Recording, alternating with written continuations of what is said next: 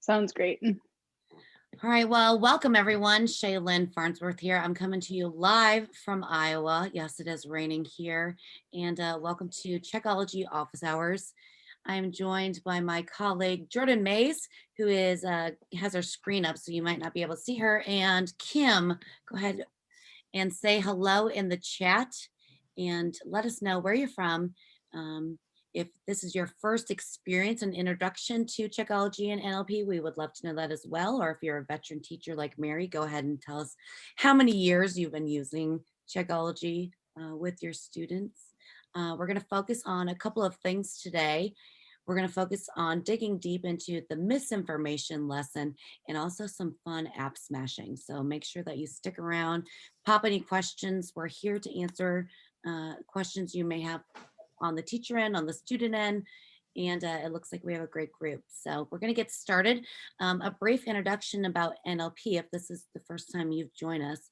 The News Literacy Project was started and founded in 2008 by our CEO and Pulitzer Prize winning journalist Alan Miller, and he is still our current president as well of the company.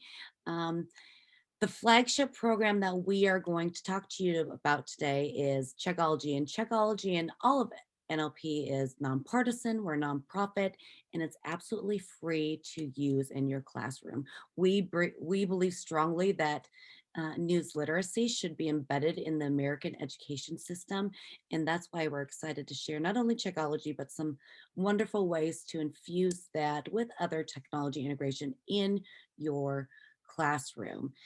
So things that I want you to remember, like I said, is NLP is nonprofit, nonpartisan, and we truly believe that news literacy should be part of the American education system.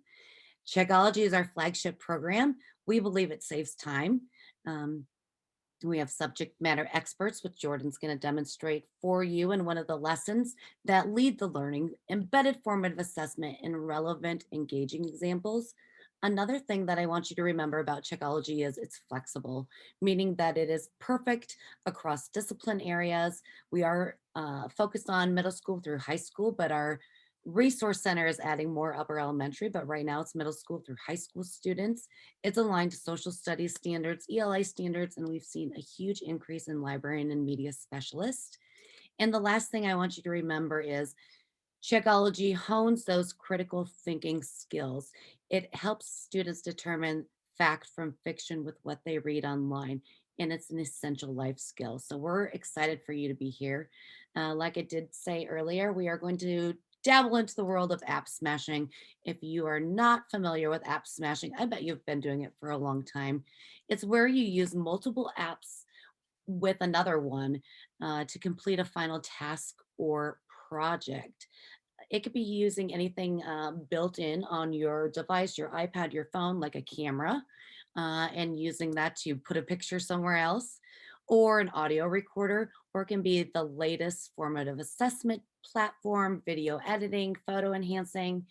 So you've probably been using it for a long time. We're going to focus on three apps to use with Checkology. The first one is Flipgrid. Flipgrid is underneath the Microsoft umbrella. It is free to use for students and teachers and will remain free. We are also going to show you Kahoot. Kahoot does have a free version and also a paid version. Kahoot is a more formative assessment type. And finally, Padlet, which we have a demonstration for you later. That is also a free tool to use, but it does have a paid version as well. We want you to use the free portions up first before you spend money and paying it on those different platforms. So I'm going to pass this over to Jordan. She's going to dig into misinformation. Thank you, Shaylin. And I wanted to check in because I can't tell. Are you recording the session, Shaylin? I am. I pushed record. Thank you. Yes. Awesome. Thank you. We like to share these on YouTube afterwards. So now that you all know basically what Checkology is, I wanted to talk a little bit more about what you can find on Checkology. So you can follow along if you'd like to. Right now, I'm just at checkology.org, and I'm going to click on the Start Learning button here on the top. And this is where I can find more information about the core offering on Checkology, which are the 14 main lessons on news literacy topics that you'll find on the platform. You'll see who the subject matter expert host is. You'll see who the lesson is for. We also have a version of Checkology that's for everyone. And you can click Learn More here to learn just a little bit more about the lesson and preview it. So you can see here that the misinformation lesson on Checkology takes students about 45 to 60 minutes or more, depending on your blending method. You can see the general difficulty level. And again, you can see who the lesson host is. So I'm going to dive into the educator version of misinformation. Once you create your educator account on Checkology, you'll be able to access the full version of the lesson and assign it to students. And in this lesson, students and we will learn how to differentiate between types of misinformation, to understand why debunking misinformation matters, to evaluate and explain the consequences of misinformation. And we can do all of this in, again, between 45 and 60 minutes, or maybe more, depending on your blending method. And like all Checkology assignments, the lesson can be completed synchronously or asynchronously, remotely or in person, or a combination of all of the above. Students log into their Checkology accounts and they fill out all of the assessments, and then they submit the lesson to your teacher account. So today, since we're talking about implementation of this lesson, I wanted to discuss one way you can use to bring some context for the lesson to your students before you dive into the lesson. And one way to do this is by having a bell ringer of some sort about misinformation. So NLP has a resource called the Sift. And in the Sift, which if you subscribe to it, you'll receive every Monday afternoon or evening, you'll find examples from that week in a section called the Viral Rumor Rundown. And here you'll get a piece of misinformation or a viral rumor that's circulating on social media, and an explanation of what's going on and why that thing is a viral rumor. At the bottom of the Viral Rumor Rundown, you'll be linked to a collection of slides in a Google slide deck. Here under, you can find a copy of this week's examples. And then you can use those as you see fit in your classroom. So if I go into presentation mode here on the March 8th version of the Viral Rumor Rundown, then I will get the version of, I will get that piece of misinformation, but without this old photo that has been doctored button on top of it. And I'll be able to show it to students. And I can ask questions like, why do you think this piece of information was a viral rumor? What could a consequence of this be? What type of misinformation might it be? Or like, what do you think about this piece of misinformation? The Sift contains tons of examples from that exact week in viral rumors and misinformation to really bring it home for students that this is something that affects their daily lives and their media consumption habits. So we recommend checking out the Sift for opportunities for bell ringers for this lesson before you dive in. So once you're ready to dive into the lesson, in your teacher account, you can click through these lesson element numbers. But if you just click next, you'll be brought to the very first video. This lesson is hosted by Dr. Claire Wardle of First Draft.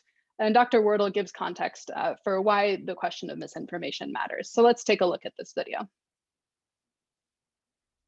An inflammatory GIF of a prominent student activist goes viral following a shooting at her school. An alarming image of a shark swimming on a flooded highway circulates after a hurricane. An announcement offering people of colour a free coffee following a racial incident at a Starbucks in Philadelphia. Do you recognise any of these? Which ones are real?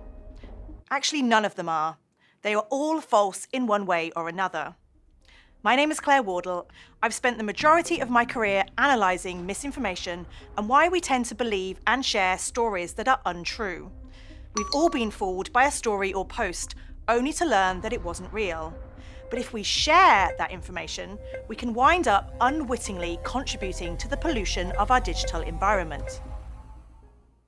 So like most lessons on Checkology, after the subject matter expert gives an introduction or talks about a specific learning objective, students are then presented with an assessment or another type of activity. So I'll turn it over to Kim to talk about this assessment and an opportunity for app smashing. So this first assessment asks students to recall a recent encounter that they've had with misinformation. And in the Checkology lesson, students can type in their answer here and submit that to you for response and feedback. But let's say you want to have more of a conversation or a discussion with your students about a prompt like this or another one that you see on Checkology. One way you can do that is through app smashing with something called Flipgrid. In the chat, if you all have used Flipgrid before, or if you're new to Flipgrid, let us know. As Shaylin said at the top of the session, Flipgrid is free to use. You can register your educator account for free. Okay, we've got some Flipgrid fans. Katie said Flipgrid is amazing. Great. Anyone else having used Flipgrid before in their classroom? Katie, if you'd be willing to share a little bit about how you use Flipgrid, that would be awesome, just with a quick message in the chat. seen it but not used it? Okay, great. This is an awesome quick introduction. So for anyone who's new to Flipgrid, it's basically about video discussions. You and your students can create videos and then respond easily to each other's videos using Flipgrid. So we're going to jump into a prompt based on that Checkology assessment. Let's head to... I'm going to navigate back to the original prompt. There we go. Little teaser for what's to come.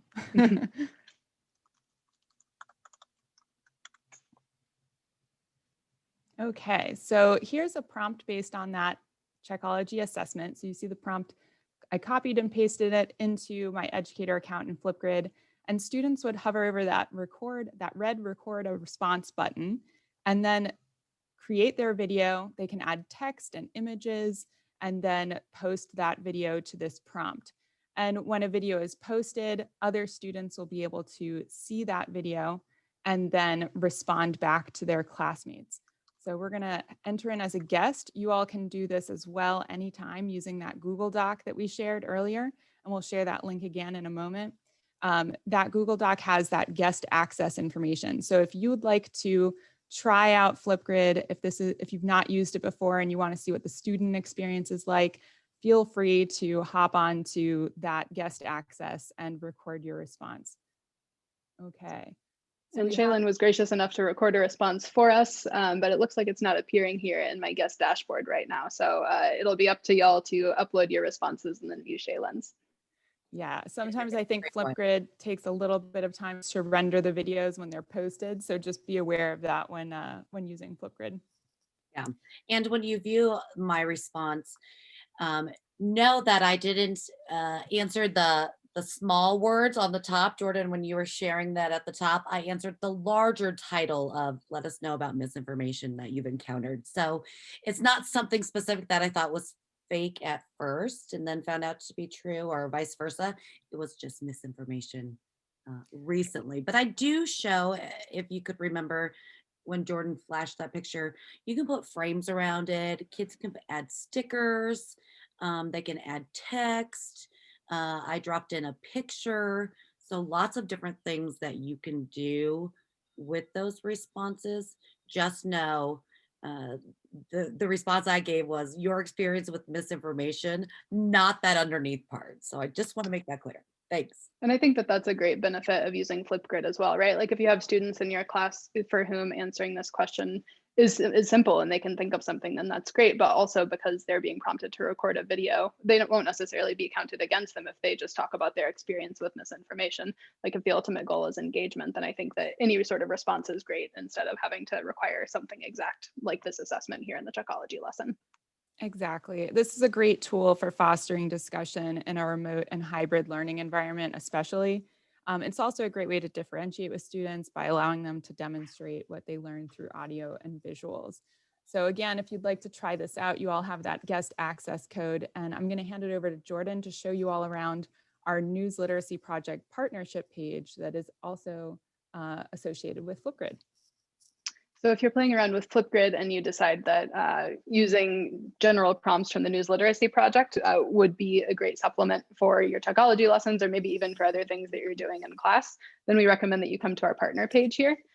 Here we've got 5 different collections on different topics in news literacy, and each collection has a handful of prompts for your students on topics related to Checkology and topics that extend on Checkology topics. So even examples from the Sift come into play in our Flipgrid collections.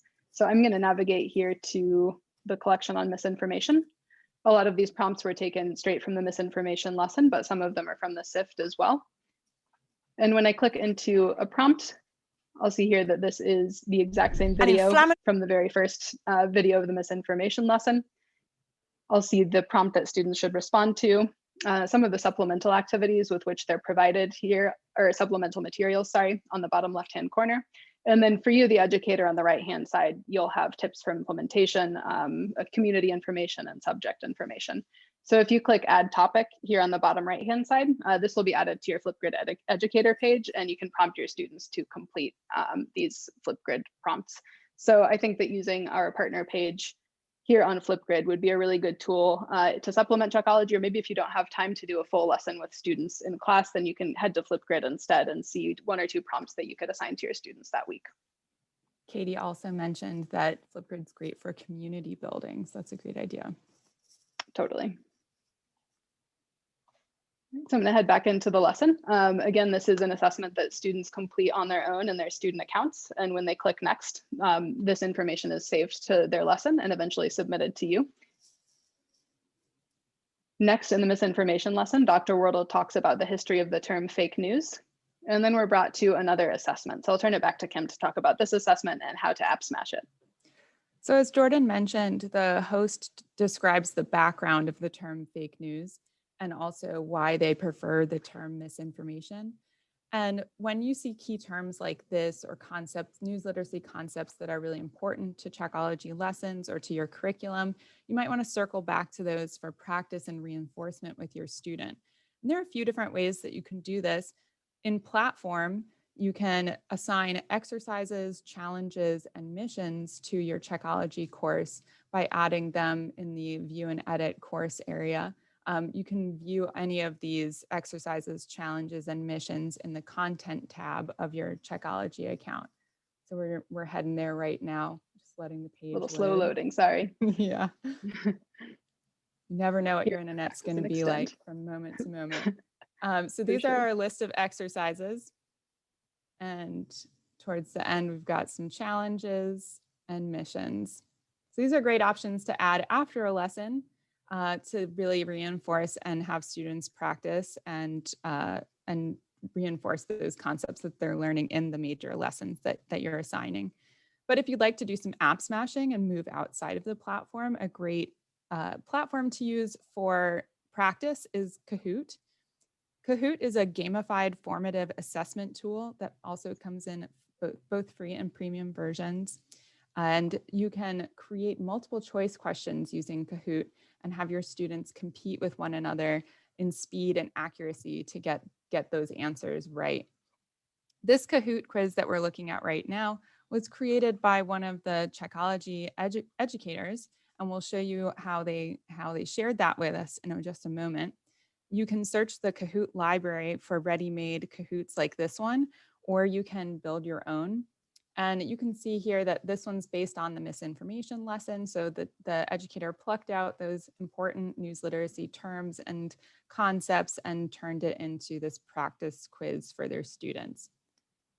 So we're going to head back into Platform and check out the Resources tab to show you where you can find other teacher submitted resources like that Kahoot.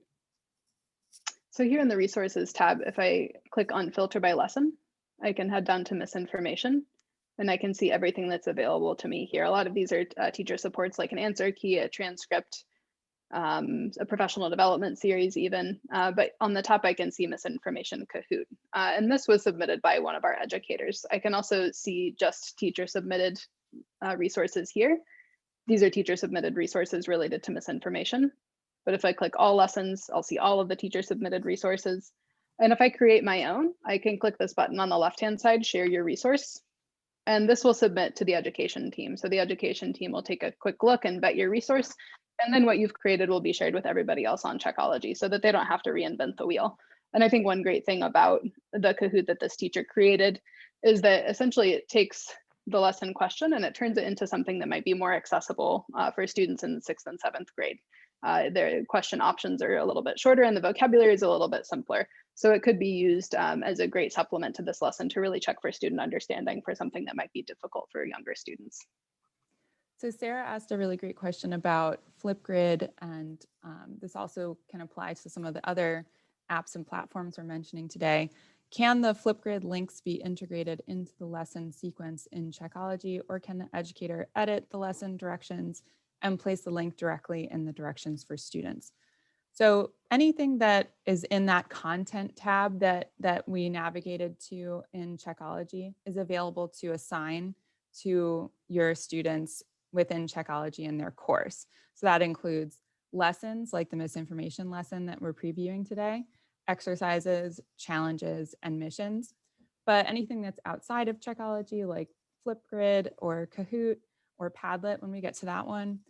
Those would have to be moved off platform.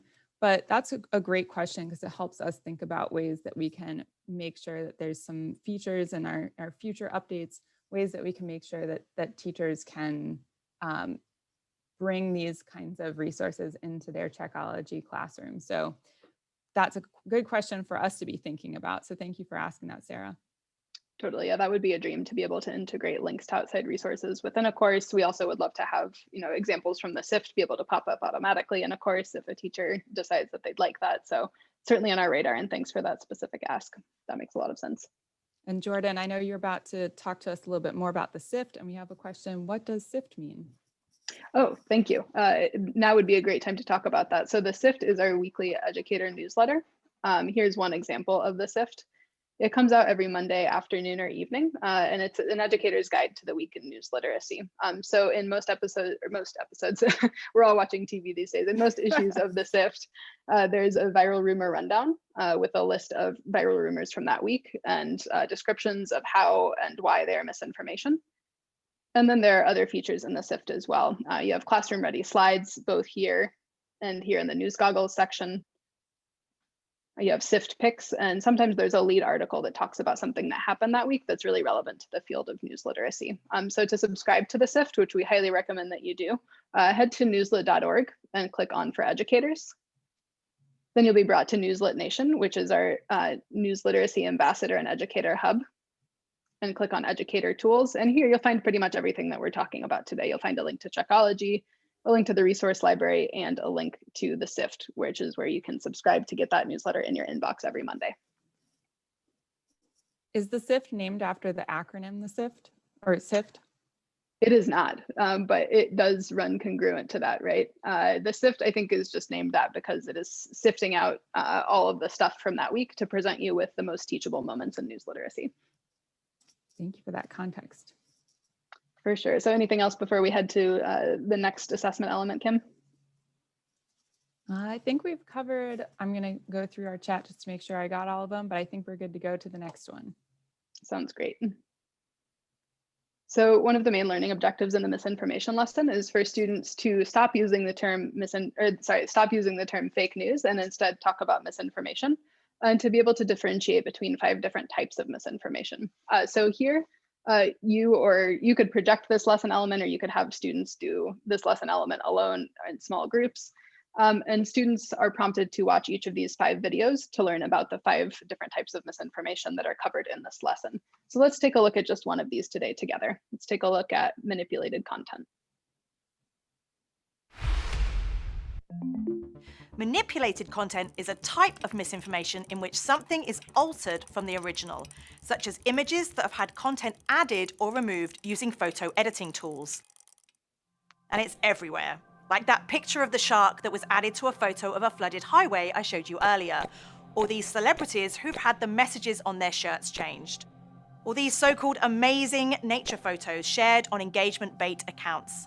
Today, even videos can be manipulated, like this one, which was created using special effects.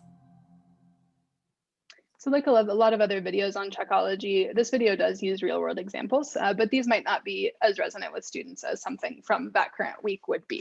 So here would be a great opportunity for you to head back to that bell ringer or to check out the Sift again and say, okay, now that you have seen what manipulated content is, can you take a look at this piece of misinformation and tell me if it's manipulated content? So you could go through that issue of the Sift. You could even ask other educators in Newslit Nation for an example that would be appropriate for this section of the misinformation lesson. We know that introducing students to 5 potentially new concepts and new pieces of vocabulary in the same lesson element could be a lot. So for that reason, we have the word wall on the bottom right-hand corner. This is available for teachers and for students. And here students will find the definition of each of the 5 types of misinformation. After students take a look at these, of course, we wouldn't anticipate that they would retain everything from each of these 5 videos. So the next lesson element is an assessment with 5 real-world examples from social media and the 5 types of misinformation. And here, students should drag and drop the types of misinformation to match what they see on the left-hand side. So if you click into one, it'll expand the example. and you learn a little bit about context of how this piece of misinformation was shared. So something like this might lend itself really well to group work. We have 5 new concepts, we have 5 pieces of misinformation, and we think that this could be great for something like a Zoom breakout room. But I'd be curious to know if you have time to share in the chat, when looking at these last 2 lesson elements even briefly, do you have any ideas of how you could assign this to students, either in groups or individually, to really make sure that they are retaining this information? I'll just be quiet for a moment and check out the chat.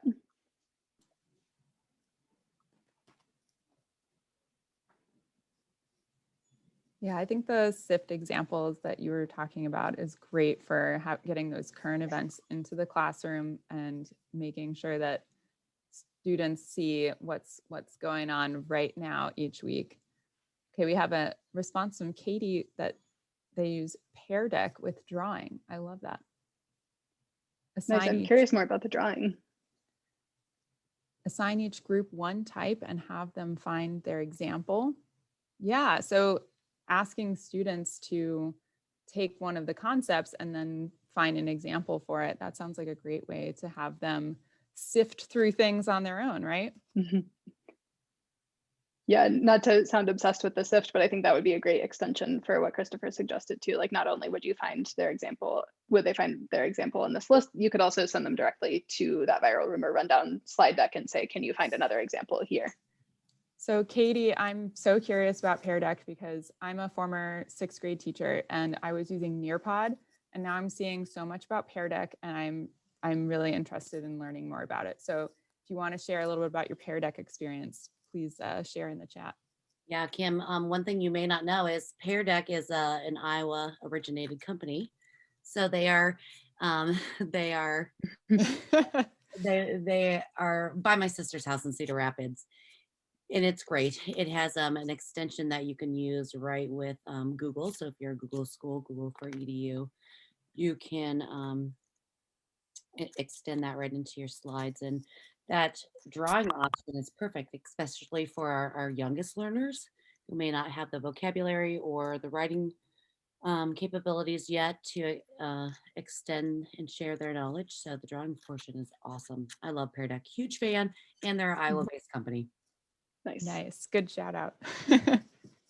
Kara says, I think they need to do the exercises more than once to retain it every Monday, for example. That would be amazing if you're doing that with your students. Thank you. I agree. Repetition of these 5 types is essential, especially for younger students. And at the end of this presentation, we'll talk a little bit about repetition of these 5 types in other ways on the Checkology platform. Awesome. Should we take a look at another assessment? Let's do it. One moment while I navigate to the correct one. 2 more down. There we are. Okay, so on this assessment, the students are asked to consider different scenarios and think about the consequences of creating and spreading misinformation. Again, students can respond within Checkology here by typing their answer and then submitting that to you for individual evaluation and feedback. But if you want to foster some sharing of student responses or discussion, there's a few ways you can do this. One is within the Checkology platform, you can go to the Discuss Wall tab. And the Discuss Wall tab, you'll be able to click into any of your Checkology classes and then see ready-made news literacy project prompts. You can also create your own prompts. So if you'd like to pop in a scenario and ask students to create a response to that post, that's a great way to foster that discussion across students. Now, but Kim, if you, go ahead. Kara asked earlier, I think it was Kara, maybe it wasn't Kara, maybe it was Sarah. She said, oh yeah, Sarah, can educators edit the lesson or put the links directly in there? This would be, a workaround, don't you think? They could put that Flipgrid link or maybe a different link in the Discuss Wall? That's right. Exactly. That's a great way to share a link and bring those app smashing outside of Checkology apps and platforms within to Checkology. Great suggestion. Love that. And I think it's really convenient for educators to do that instead of maybe in a separate LMS, because in the bottom of your Checkology teacher account, you have a little notifications area. So whenever a student responds to a post, you'll get a notification within the platform. So you can kind of contain your Checkology learning objectives for misinformation here just in the platform. Perfect. Love a workaround.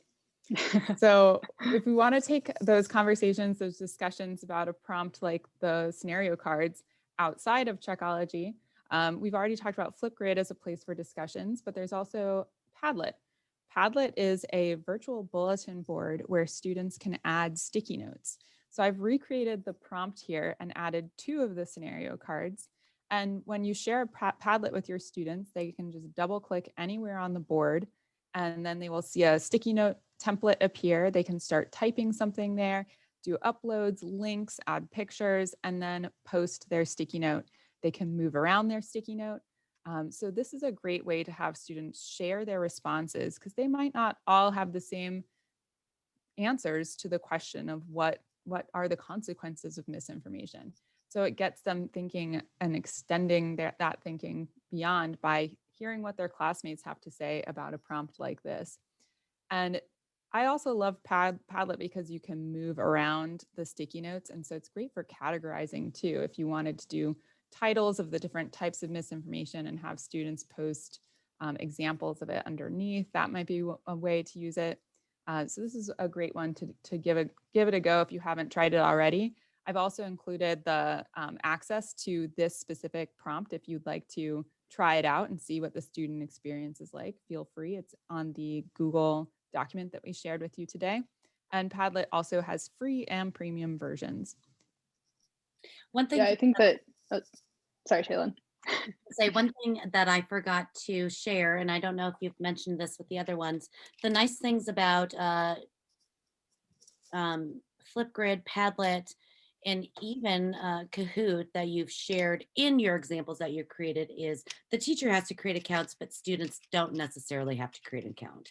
So you could give them an open board on Padlet where they would go and put a sticky note, or Flipgrid, as Kim demonstrated when Jordan was navigating with the guest login. So it's not only those free versions, but also kids don't have to create an account. So that's kind of nice.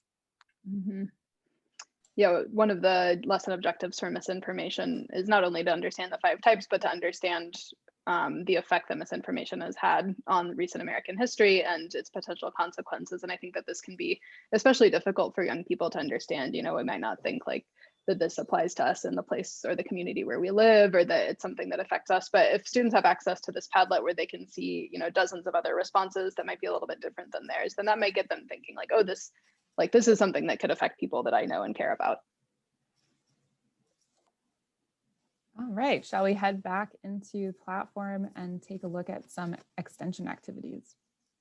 Absolutely. So this is almost the end of the lesson. You can see on the bottom right-hand side the lesson element count. So you can see that we're at lesson element 15 out of 19. And when students are doing this lesson on their individual machines, once they get to lesson element 19, the very next thing that they see will be a prompt to submit the lesson. And once they submit it, then it goes straight to your teacher account for your evaluation. Now you might want to build in some practice and extension activities within Checkology or external to Checkology. So the thing that I kept pulling up, but it wasn't quite time for yet, was this Misinfoquest weather activity. This is an exercise that's available on Checkology. You can add it to your student's course. Some educators put it right after misinformation to really drive home those 5 types. And some might put it at the end of a course to be a reminder for students of the 5 types of misinformation. So in Misinfoquest weather, students are presented with 7 different examples, all around the theme of weather. And they are asked to evaluate what type of information it might be. They can learn more about how this example was shared by clicking the question mark on the top right-hand side. And then they're asked to select which type of misinformation it is. So when I select something, like everything else on Checkology, I get personalized feedback based on the answer that I selected. So I can use a retry here and try and get the right answer this next time. Another thing that you can do outside of Checkology is head to the Educator Resources section. I'm going to click into the resource library. And I can explore different shorter activities, classroom activities, or shareables that might work with the misinformation lesson here. So I'll see the infographics and posters. I've got an infographic related to misinformation here on the right-hand side. I can watch a full documentary with students about misinformation and get tips for fostering conversation and assignments around it. I've got a quiz called Fighting Falsehoods on Social Media that's about social media platforms' misinformation policies. So that's a great supplement to the misinformation lesson, but it might be more directed towards older learners. And then there's way more here. So I'll scroll down to the bottom and get to the one that I was thinking about, which is the Should You Share It quiz. This is a popular quiz on NLP's website because it gives the option to either choose misinformation that's directed at liberals or directed at conservatives. And this is a great activity for students, but it could also be a great activity for their communities. So you could even prompt students to share it with their families or with their friends. That might be a great entry point for talking about algorithms too. We have a lesson called Introduction to Algorithms. And I think this quiz helps sort of like show you how sometimes what you get in your news feed, your social media feeds might be like sort of curated for you behind the scenes. Totally. And I think maybe this could be kind of the connector between the misinformation lesson and the Introduction to Algorithms lesson on Checkology. So students select the type of misinformation that they'd like to see, and then they get, again, 7 examples. So this could be a great reinforcement activity or just a shareable. You can assign any of these things as homework or simply ask students to do them as an exit ticket or just suggest them to students. So now that we've gone through the misinformation lesson, we've talked about some of the learning objectives, about the structure of the lesson, and some opportunities for app smashing. I wanted to see what questions you have. I'm going to check out what's in the chat right now, but I'd also like to prompt you to let us know what you saw during this presentation that you think that you might be able to implement in class, or what you're already doing that you'd like to share with other educators when it comes to implementing Checkology lessons in your classroom.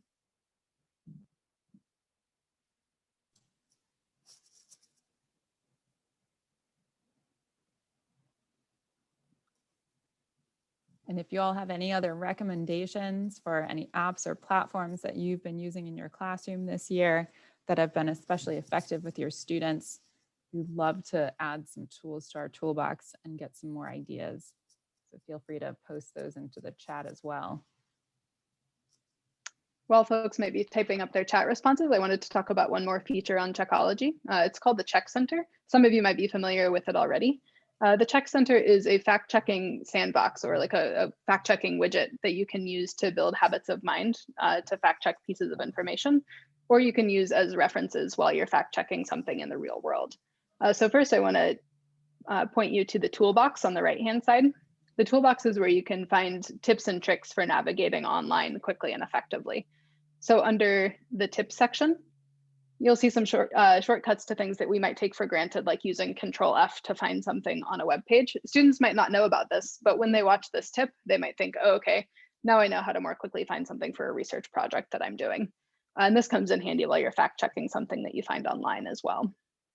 And then under the skills area, you'll find videos hosted by the education team that talk about these specific skills that you can use to fact-check something that you find online. So each video goes over what the tool is, what the skill is, why you should use it, and then walks students through actually using that tool to check something. So in the reverse image search video, for example, the concept of a reverse image search is introduced, and then the host takes students through the process of doing a reverse image search. And on the right-hand side, if you hover on the tool icon, you'll see direct links to actual tools to perform a reverse image search. So this could be a great extension for the misinformation lesson. While the Check Center itself can't be assigned to students, you could assign a fact-checking mission to students and then ask them to use the Check Center as a supplement while they are checking something out in a fact-checking mission. The Quick Check kind of stands on its own, but it's a really cool tool. When you click Get Started in the Quick Check, you take a piece of information that you found on social media, and then you can answer a series of questions that help you build habits of mind so that you can know whether something is likely true, likely false, or somewhere in the middle. So if I had a traditional meme, like the format that's an image that has white text on the bottom and white text on the top, then I would select that I have an image or a video with a claim.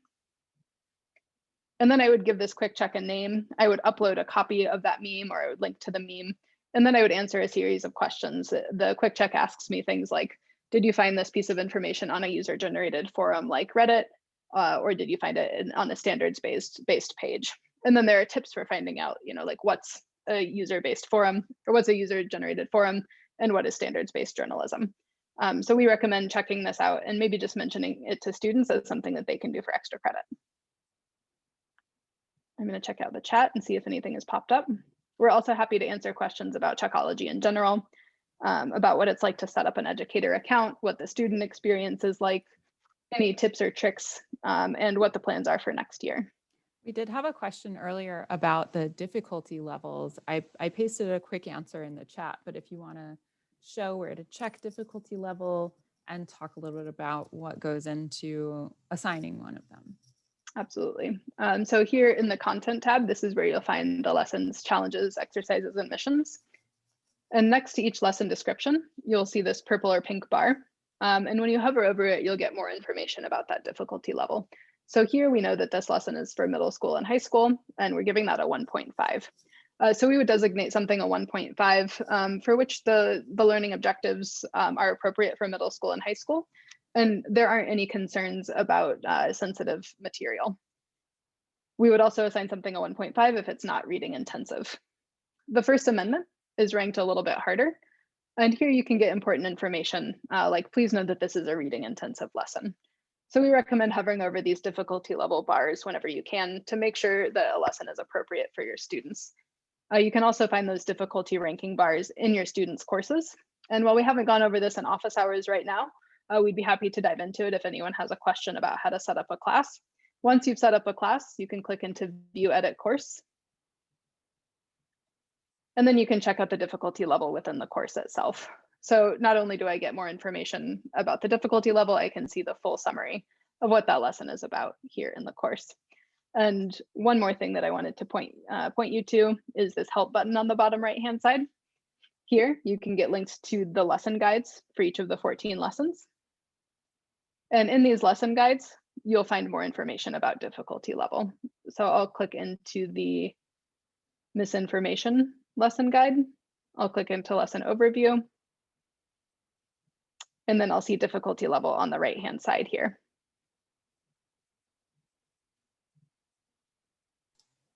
And as with a lot of the content you are using in your classroom, it's a great idea to preview the lessons, which you can do from your content tab.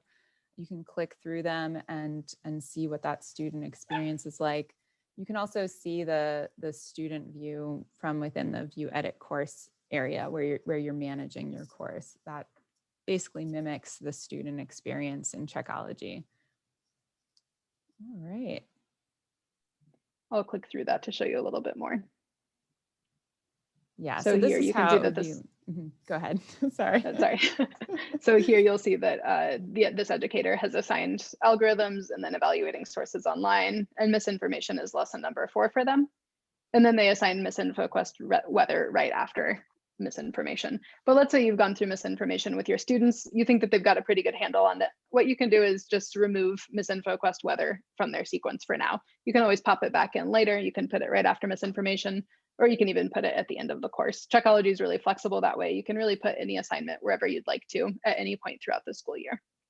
So we have a great question. With a text-heavy lesson, do screen readers work well in case a student needs any supports of that nature? That is a very timely question. So what we have live on platform right now are those transcripts that we pointed you to. So in your teacher account and also in a student account under resources, you'll find lesson transcripts. And students don't have access to the answer keys, only the transcripts. And those can be a great help for navigating a lesson with a screen reader. There are also captions on each lesson video, but we know that that's not really enough because so much of our lesson content actually focuses on examples from social media, and it's important to be able to read the text on those examples. So actually next week, we will be debuting a feature that allows us to upload, excuse me, alt text for every image on platform. And by the beginning of next school year, everything on platform will be able to be read with a screen reader. So exciting. Yes, it is a big update for us. All right, I think we're at time. If there are any other questions that you all have, please feel free to post those into the chat. And Shaylin, if you have any closing questions, closing remarks for us today, jump on in. Thanks, Kim. Thanks, Jordan. That was wonderful.